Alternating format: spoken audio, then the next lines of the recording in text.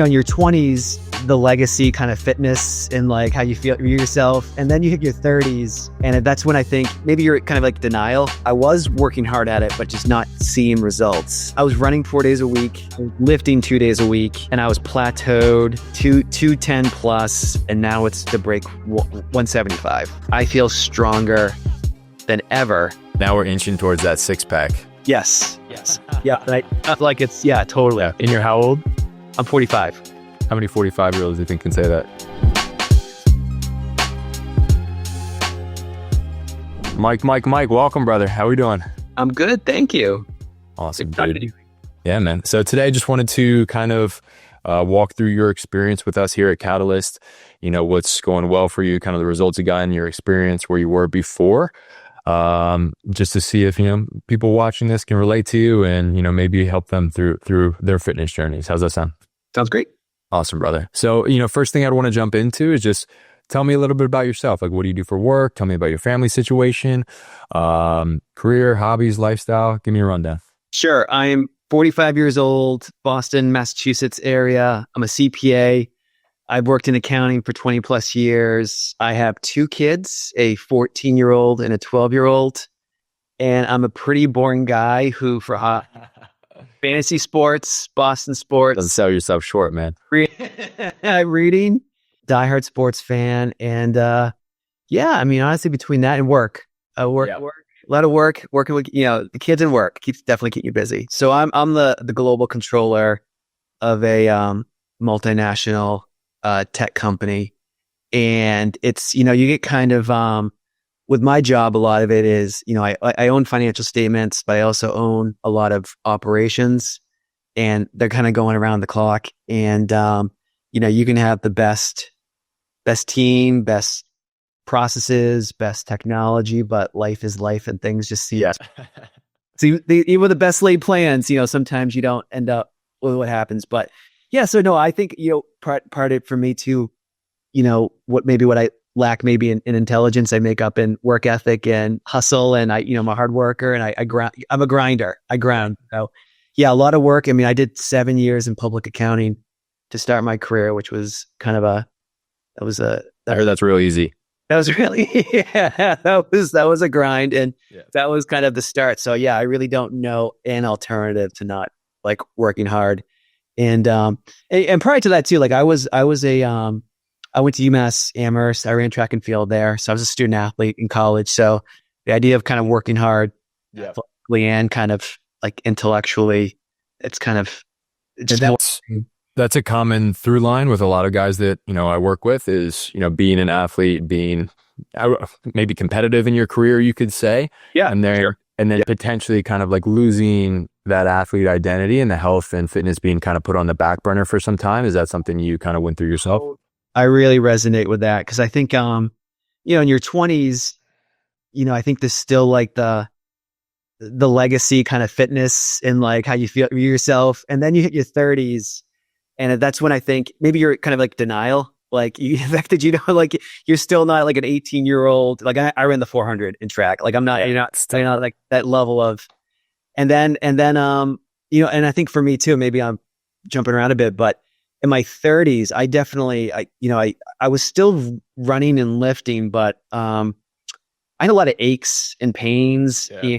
I just chalked it up to maybe I'm a lot running injuries. A lot of miles on my legs, and it's just kind of amazing how I feel now versus 30 years ago. But it's definitely. I'm just reacting to your comment too about trying to feel like an athlete again. Because that felt gone.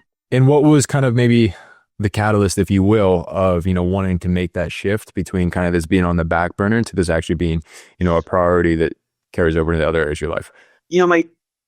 Maybe like 2 years ago, I definitely felt like I was, maybe the competitive piece, or just, and just feeling like I could be doing more to feel fit. And I think what started happening though is I was working hard at it, but just not seeing results and just getting frustrated. And I think because I was running 4 days a week. Yep. I was lifting 2 days a week. I remember. And I was plateaued 210 plus. And yeah, frustrated with that. And then I don't know, at some point I think I connected a dot that, I think coaching and mentorship help a ton professionally. Clearly what I'd been doing fitness wise, it was like the definition of insanity at some point, doing the same thing and not expecting different results. And yeah. And so for you, kind of like when we were talking, when we first started talking, you had gotten out of the point of this being on the back burner. You were actually actively making it a priority. However, the efforts you were kind of putting in just weren't working. Is that? Yep. Yeah. Okay. Yep. I was, and that's where maybe the frustration, it's almost like, it was no longer back burner, but still not really seeing results. And so in your mind, what were the kind of the biggest tweaks that we helped you make that actually got that ball rolling? And then what were the main results that you ultimately did end up seeing? I think for me, the two biggest things for me was, one is the working out. Like I don't have any issues working out, but it was almost kind of like I flipped on its head. I used to think cardio. Like that's what you got to run. Yeah. And the idea of, now I'm like such a zealot or a convert to the Jimmy plan, but make me feel like I'm running a cult here, brother. Come on. It's like, if you're gonna be right. Wait, I think it was just I'd say I'm pretty open minded, but that current head to lose weight, I thought you had to run. Yeah, and I think as I've lost weight though, because I've done all this strength training, I feel stronger than ever, and I'm losing weight. It's like the perfect combination. And I think the second thing for me was the calorie counting, tracking food. Yeah. No clue how much I was really consuming, and having working late hours, having kids, there's just a lot of opportunities to eat food that's probably not the best for you. And I did. And so I find when I'm talking to kind of, newer guys, the switching to weightlifting, they're like, oh, dude, I can stop running. Hell yeah. So that's less of a resistance point. But typically when it comes to logging your food, getting that awareness over what you're putting in your body, a lot of people will have some resistance to that. They think it's harder than it needs to be. So if you were talking to yourself before you had ever logged, what would you tell yourself in terms of oh, it's actually not as bad as you think it is, and also the benefits that come along with it? So the benefit to me is just so obvious, the awareness. It's almost like, the movie The Matrix, when Neo sees he sees the Matrix all of a sudden, because it's amazing. I'm an accountant, and I'm pretty pragmatic with money, and the amount of analysis I do about spending my all these other actions in my life, but never about what I'm actually putting in my body. I had zero clue about calories and protein and all these macros, and it's just now it sounds great. You almost want to go back and shake myself. Be like, Mike, think about what you're eating. Think about what you're doing. Yeah. I think for me, any resistance I had was overwhelmed with the benefits I was seeing. It's a lot easier to justify. And how many minutes a day would you say it takes you? Oh God, none. I don't know, minimal. 3. But I'm bored. I'm super boring though. Yeah. The same stuff. And I do I'm so bad. I'll eat a lot of the same meals. So I'll just build a cut, in my, the tracking, I do a custom meal. So you just bought yogurt and blueberries, or my smoothie, or these meals that my go-to meals a lot. I just put it's 2 seconds. Exactly. And then you don't need to do it as much because you already have the awareness. It's intuitive. It's intuitive. Or even I used to love, and I still love IPA beer. Yeah. But once you log in an IPA, you see 340 calories. It's oh crap. Right. And one of our new guys who's eating 3 or 4 handfuls of pecans every day. He's I was eating 1,000 calories of pecans. But it's a great point you brought up, having that data around what you're putting in your body, even logging your weights week to week, so you know you're progressing, getting blood work, annually or biannually. That's the data that you need to really transform your health. Yep. And the guys that, like you, controllers, CEOs, execs, they would never run their business just based on emotion and feeling. So why run your body on that? It's insane. I know, it's so true. Literally everything else in my life I would never make.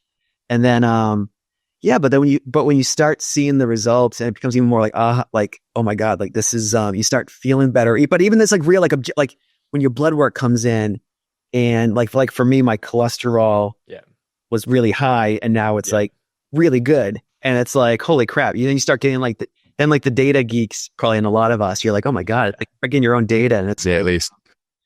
yeah, I feel like I'm always making decisions off data, not emotion for everything else. Exactly. And for a positive return. You Like if your wife was like, hey, Mike, can we afford this house? You wouldn't be like, I feel like we can. I feel like I'm eating healthy. It's like, what? Totally. And like, yeah. And you think, yeah, totally. Yeah. Right. Yeah. And so for you, prioritizing weightlifting over cardio and then having that awareness over what you're actually putting in your body were like the two main levers for you. But what did that kind of actually result in terms of how you look now, how you feel? Walk me through some of that. So yeah, no, I would say some quick things is one, I've lost 35 pounds over the year. Clothes, like I had to get a new wardrobe. Everything's just so much better than it was. Yeah, clothes didn't fit me anymore. Yeah. Reaction from people like, wow, Mike, you look great. It's that just those aches and pains that I thought were just gonna be part of life. Yeah. Kind of going forward, that I had for like a decade plus. Like I saw a rheumatologist in my 30s. Like I used to take a lot of Aleve, and now I'm just like, I don't take anything. Like it's just amazing now. Just so I have the timeline right. So you were 213, and then I think you got down to like 180 in like 6 months, right? Is that right? I was 180 something. I think because I think the first goal was like 195, and I was like, no way. And we got to 195, and then it was like 185, and now it's to break 175. And so now we're inching towards that 6-pack. yes. Yeah.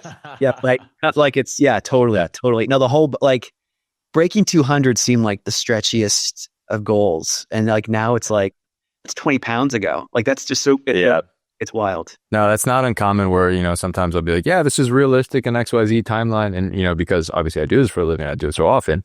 It's just matter of fact for me. But when I tell some people like that, they're like, what? Nah, dude, they think I'm lying. I'm like, no. And the other thing too, I'd say like with the energy levels is, I helped coach my son's soccer last year. And if they were down a kid, these were 13-year-olds, I would hop in and scrim it. Like, and I'd play with them, and my soccer skills are shit, but I could add the energy up and down. I could run, like it was like being like my 20s. And you're how old? I'm 45. How many 45-year-olds do you think can say that? I know it was because there's other coaches. I don't want to name. Yeah, there's other coaches there too. But I could get in and not throw up afterwards. It was just it's that level of fitness, that level of energy. And honestly, I kind of think about it now too. 2 years ago I would have like a 35-pound weight. That's literally what it is, right? And so you're 45 now, feeling like the best shape you've been in since when? Oh God. I went to a football game a Saturday or two ago, and I remember just being in the bleachers with my son walking up the stairs, and I'm like, I caught myself just like running up the steps. Like I haven't had like that kind of energy. 20s?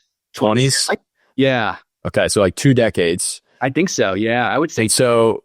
What would you say was your main motivation besides like just wanting to see results and get momentum and feeling a little frustrated? Like what was it? Yeah. I mean, honestly, I think probably an investment in my long-term health.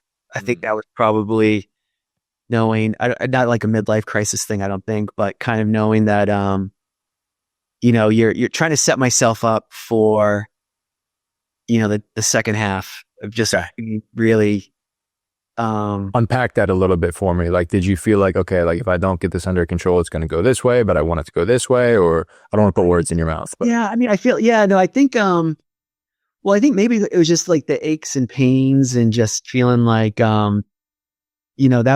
that's not a way to kind of to live or whatever. So I just really kind of, and having like tried, working with, taking like things like seeing a rheumatologist and things like taking Aleve. Like I was taking like that, and that kind of worked, I guess. But I was really kind of setting myself up for success later in life, because you see some folks who maybe aren't in great shape when they get older, and just quality of life's not totally. So I think maybe that was a little bit, yeah. And again, like I was always working out. Like I think I always was conscious of trying to like like some of it's because I liked it. Some of it was literally just thinking about, thinking about tomorrow, the day after that, like how are you going to feel? It was more, I think I've always had that kind of thinking about the future, but and I've always enjoyed working out, but it was, I think a lot of frustration with the lack of results. That was probably really the biggest, like, I got to change. I got to do something different. That's a big driver a lot of times for guys to kind of like switch things up. And then also when you're talking about longevity, it's really interesting when you get a guy or girl, gal or whoever really, but they have like two kind of pictures where things could go. Like for example, maybe they have a father-in-law who's in their 70s, but was active and ate well his whole life and he's still kicking ass. And then they got their father or whatever, who's in his late 70s and, or early 70s, maybe even 60s, hasn't ate well, hasn't really moved. Maybe he's losing it a little mentally, can't really do anything. Like having that picture can be really a strong motivator when you start thinking long term. Totally. Yeah. And I see, so within my family, seeing like different people aging, different tracks for aging and the quality and how that, the quality of life kind of when you're like the former in your scenario where you, active, watching what you eat and just, age kind of becomes a number to an extent, some of these folks. Seriously. I think just day to day, like it's just nice not having to like, it'd be on your mind. Around. Yeah. But like it just, enjoy it. As you enjoy the experience that much more. 100%. Pain is not great. Yeah, that's what pain is. Just, but yeah, going skiing, like getting out skiing with the kids, and just like, even if you get tired at some point, just not being in pain fatigue's a lot better than aches. Like it felt like just dull nagging ache. It's kind of just a little strange. Just That's huge, man. And you were the one who put in that work and made that happen. Obviously, we helped a little bit, but you were the one who made that happen. So if you were to, maybe talk to yourself however long ago or someone who's in a similar position to you, like what advice would you give them to help them make a similar transformation that you had made? Totally. I think you got to take control of yourself. You got to really, it's not going to, maybe you hit the jackpot with your DNA or whatever, but your genetics, but at some point you got to kind of, it's got to be a conscious kind of like decision, and you got to make the effort. But also, I guess I would say, don't wait. Like, don't put it off. How much better I feel, like mentally, physically, just energy. Just, I wish I had started sooner, because I think maybe as an ex-athlete, I think at some point you just have to understand that your body's changing, and at some point you got to adjust. You got to adjust. Okay. So if I'm hearing you right, first thing is make a conscious decision to tackle this. Yeah. Take ownership. Yep. Now is the best time. Yep. Now is the best time. Right. Well, I say, yesterday was the best time, but today's the next best time. That's great. And then the last thing was, as you're getting older, the things that worked for you in college aren't going to work for you now. You got to adjust the approach. Yep. I think what was so rewarding and why maybe I have that, I'm just buzzing is, you see results from it too. And when you get that kind of validation that it's not just, woo, like it's just actually like, it becomes a loop and the snowball effect, right? Virtuous cycle. Yeah, I don't know if you saw my post in the community today, but someone asked one like, what's my why? And it's just that. It's like the control you get when you understand, your biochemistry and, just your health and the things you can do and the interventions you can take from a training, a diet, a lifestyle perspective, and the direct results that can make. It's fun, man. It's fun. And I think with like doing like blood work and seeing results or getting on the scale, the clothes, but it's fun and it actually works. It's like really, it's really, you really do have control over. It sounds so obvious, but it's like until you actually kind of make the decision to do it. Totally. It's not going to happen on its own. No, but then a lot of people have tried a lot of things that didn't work. So there's like this, I don't want to say hopelessness. That feels a little bit too aggressive, but like this feeling of like, they don't have control. Right. But like that feeling of control over this is, it's why I love this. It's, oh my God. Yeah. It's almost like a superpower. Yeah. That's how I look at it. Yeah. It's like a superpower. Like you get on and, again, like the scale, like I feel like that's more incremental, but like, like the blood work and like, again, I'll keep picking my cholesterol and you see that and you're like, holy crap. Like for years you see it going up, like that way, which is bad. And then you see like, getting that under control is potentially a decade on your life. yeah, Seriously. yeah, Maybe not where yours was, but if it got worse, for sure. yeah, no, it's good. Yeah, for sure. Yeah. All right. Yep. All right, man. Well, I really appreciate you sharing your experience. I think it's going to be resonant and it's going to help a lot of people that do watch this. Is there any last things you want to say before to wrap a bow on all this conversation? I'm a believer in the Jimmy plan. I've referred, I mentioned it to other people. I think it's awesome. I think it's worked wonders for me. Sustainable. Like I just, it's really had a huge impact on me, and it's been a great catalyst. Like again, that positive loop thing. You keep finding like more and more things like self-help. I always kind of rolled my eyes when I start going to a bookstore and you see self-help, but now I'm like, oh yeah, maybe start like looking for more things, because you get that you get like that positive result, and then you're just like, why? Yeah, then you start realizing it feeds off myself. Like so totally, it's you don't have to settle. You don't have to settle for. I love that. That's a great message. That's a great message. All right, man. Well, I appreciate you sharing your story. I appreciate you putting the working the plan, right? Plan can't work if you don't work it. So appreciate you, man. You bet. Of course. Anytime, Jeremy. Thank you. Cheers.